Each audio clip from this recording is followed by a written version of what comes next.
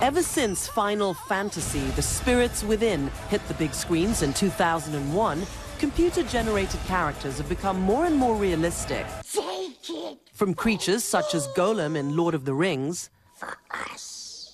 to the facially expressive Na'vi in 3D blockbuster Avatar. Now a new Indian film's trying to take the technology even further. Animation is still very new in India, and it's still considered just for children. It's still considered cartoon, which it is not.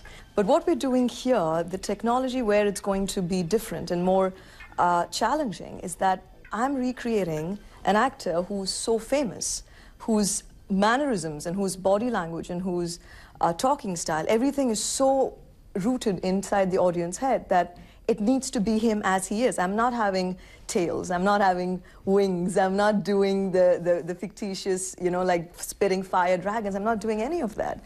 So it's a realistic, photorealistic performance capture film.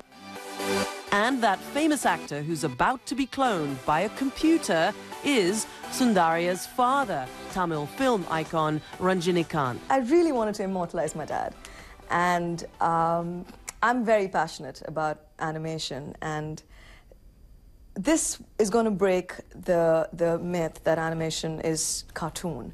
And post-production, visual effects, it's all so important in today's films. 9 out of 10 films undergo so much of post-production work, and animation, I think, and I strongly believe, is the future in terms of creating a 3D body double of actors and using them for stunt sequences. Rajinikanth plays the hero in Kochadaiyaan, an epic tale of good versus evil. Now the 61-year-old actor is one of the few black and white screen legends to enter this new frontier in cinema. The character he plays in this movie is someone I think that people can look up to, because he does say he's into philosophy and things like that, and he's someone who lives it. He's not just someone who preaches it. And in real life, my father is someone who practices what he preaches. And when he talks, when he has to say something, and he's come up in life, he was a bus conductor. And he came from this unknown land without knowing the language. And from where he was to where he is today, he's lived what he has to say. The film's been made in both India and the United Kingdom and is being billed as a marriage between East and West. What makes it distinctly Indian, I think, as far as the visuals go, it's all Indian, and in terms of our costumes, in terms of our locations, in terms of our dance sequences. Indian films are known for their song and dance, and you can have a lot of song and dance in this.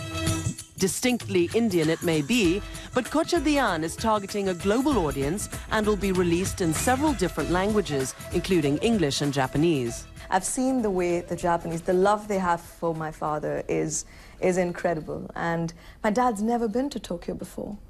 And so when I started this film, and we had to think of the venues around the world where we do want to premiere the film, I was like, yes, London, yes, US, yes, Singapore, yes, Dubai, yes, Malaysia, and definitely Tokyo, you know, like take my dad to the place where people love him so much and want to see him.